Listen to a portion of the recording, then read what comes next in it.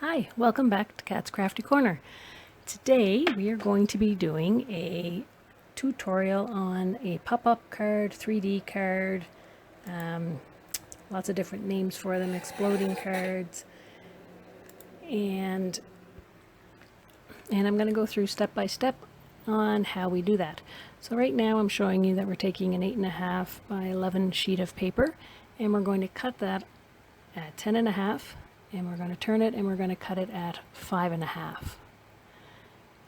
And then what we're going to do is we're going to take the scrap piece that was left from that, and we're going to trim a piece down that's 3.5 inches, and this is what we're going to use for our support pieces for the middle of the card.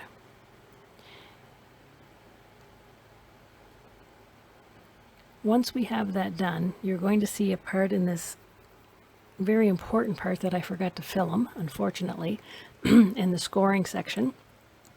And you'll see later on the scoring lines, but I did forget to turn the camera on for that one section. So you'll have to forgive me for that, but I'll explain what we're going to do. So here we are cutting the support piece for 3.5, and now we're going to start scoring. So this is the first piece that we cut, the 10.5 by 5.5, and we're going to score this at 2.5 on the long side. We're going to score it at 2.5, at 5, at 7.5 inches, and at 10 inches. And at this point we should turn it and we should score it at the 3-inch mark. And this is the part that I didn't film, unfortunately. So here we're just showing you 2.5, 5, 7.5, and 10. The support piece we're going to score 1/2 inch from each end, and then we're going to trim that down into 3 support pieces. So here's the support piece, and we're going to trim it, going to score it at the 1/2 inch mark and at the 3-inch mark, or 1/2 inch from each end, and then we're going to trim that down. So 1/2 inch and 3 inches. So here we are going to score it. I initially put it in the wrong way, but we flip it. We flip it, we catch it, which is good. And we're going to it's just a smidgen bigger than 3 inches, so we're going to trim it right to the 3-inch mark so that all of the support pieces are the same size. So this first cut, you're going to see there won't be anything that really comes off of it. It's just a sliver, but just to make sure that everything is equal. So now we're going to cut that into 1-inch pieces, and that will give us 3 support pieces. And here's the last one that we'll cut here. And those will be the 3 support pieces that we're going to do. Next, what we're going to do is we're going to make the cuts in our card. There's one small section on the end that we need to cut out. And here you can see the 3-inch score mark that goes down the I'm not going to say the middle of the card because it's not, but goes down the center of the card. And we're going to cut away the larger of the 2 sections. And that's going to leave us a tab that we're going to be able to make our box with. So we're going to put glue on that tab eventually, and we're going to put the box together. So the other score marks, these are the rectangular parts at the top, and you'll see the square at the bottom. So the rectangular parts, we're going to cut down on those score lines. And now we can just fold those score lines in. Fold the score lines in of our support pieces so that we're ready to go when it's time for gluing. This will save you having to have an extra hand. So what I'm going to show you here is how you put the box together. We're going to use the Art Glitter Glue, this very strong glue, or Gina K Connect Glue I also like as well.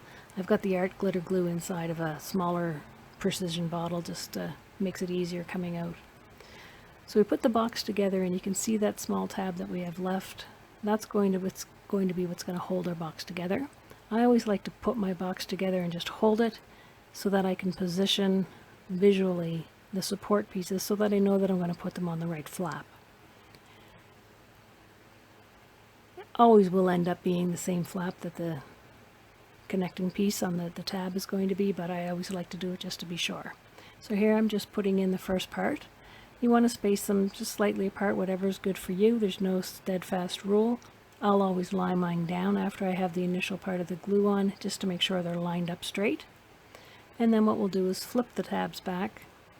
That from the other score lines, we're going to apply glue. We're going to apply glue on the last end tab, and we're going to simply fold the card over onto itself. This is the easiest way that I've found to put these support pieces in here. I've tried other ways, putting them in after the box is made, and it just ends up being a big mess. This is the easiest way to do that. And what I'll do after the initial fold, I'll fold it back on itself again, press down, and I'll continue to do that a few more times to make sure that the support pieces inside flow freely. So our next step after that is to fold down the flaps for the front. You always want to make sure you leave the back straight up, and that's going to be the part that has the tab that we've adhered it together with. And I like to leave mine straight up and down because it just gives a nice background to the card. So here we are. You have to pick out what designer series paper that you want to use for the flaps. I decorate the bottom of my card as well. The 3 flaps, not the back, just the 3, the front and the 2 sides. And these are the 2 pieces of paper that I've decided to use today. This and the die cuts that you see there as well are from Spellbinder's card kit of the month for August. It's a back to school theme, art theme type of theme this month. So I've picked out a couple of designer series paper from there, and we're cutting those to 2.5 by 2.5 for the bottom panels, and the top panels, the top flaps, will be 2.5 by 2 3/4. So those are the measurements for that. So 2.5 by 2.5 for the bottom panels, 2.5 by 2 3/4 for the top panels. I always like to decorate the box after I have it put together. Sometimes I forget and I'll decorate the wrong side of the flap when the box is flat before it's put together. I've done that a couple of times, so now it's just easier to do it this way. It allows you to line up the paper perfectly, so it's really your own preference on how you like to do that. Make sure, as you see here, that if you do have a pattern, that you have it going the right way so that your paper doesn't look funky. Now we'll put the top flaps on, exact same way. After every flap that I put the paper on, I always put it down on the desk and give it a good push to make sure it's adhered well. Again, this is preference with what you want to use. You can make this panel bigger if you choose and cover the whole flap. Sometimes I find when the mechanism, the box is closing and opening, if the panels are too big on the front, it kind of interferes a little bit, so I like the cut down version. You can layer these, put some background paper on them, whatever you desire. So we're going to put the last one on, and then we're going to put the back panel on, the back of the card. I like to coordinate that either with the same paper that's on the flaps or what's on the bottom of the card, whichever your choice is. Today I did what was on the bottom of the card. I think it just ties everything together nicely. Once we get that on, I'm going to start to cut. I'm going to show you actually what I chose from the Spellbinder's card kit for the die cuts that are already come. They come in a package, and I chose a few that we're going to use on the card. You can see them there in the background. And basically this is total what your creativity is going to be for you. I've kind of got a few things just laying on top of the flaps, not quite sure at this point which way I'm going to go with it. I think I'm going to use these ones for the main pop-up part of the card. So the actual pop-up part of the card, you can either adhere these die cuts directly to the support pieces, or you can cut acetate like I'm doing here. Strips of acetate, no real, length, width, whatever your preference is, as I would recommend making the acetate a little bit wider than what your tape is that you're going to use, or if you're going to use just glue, then you can just do that as well. I actually use both. I like to make sure that my cards are very well adhered, especially with a pop-up card, because people are going to be opening and closing it. So I'll put some double-sided tape onto the acetate piece, and then I'll put a drop of glue on it as well. And I do that on both sides actually. When I attach it to the card, I do the same thing, so I know that I've done what I can do to make sure that these pieces are going to stay put. So here you see me just putting these on. Once these are on the die cuts or your whatever it is that you're going to use to decorate your card with, you want to let them dry for a little bit before you go and attach them to the card. That way you be sure that they're not going to move around on you. I'm just finishing up the last of the die cuts here. That piece that you see sitting there, you are limited edition. I'm going to adhere that directly to the support piece in the front of the card, so I don't need a piece of acetate to go on that. Every time that I am just playing around deciding where I want things here, but every time that I put a piece on the support pieces in this pop-up card, I will adhere them or push them onto the support pieces by closing the box. Two things. One, I find it easier than trying to get your fingers down. Maybe it's because I've got chubby fingers and I can't get them down in between the two, but I find it easier. It makes a nice, you can push hard on it. It gets a nice good seal on the acetate and the support piece. And the second reason why I do that is to make sure that it's not going to stick out the sides of the box. So once the box is closed, you need to make sure that you are within the sides of the box for all of your die cuts. The ones at the front, on the right hand side, you're going to have to watch when you close the box because they stick out a lot more than the ones on the left.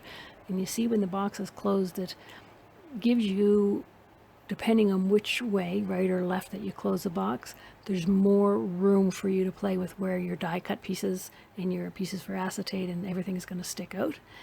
And it just comes with the more that you do these, the easier it is for you to find the placement.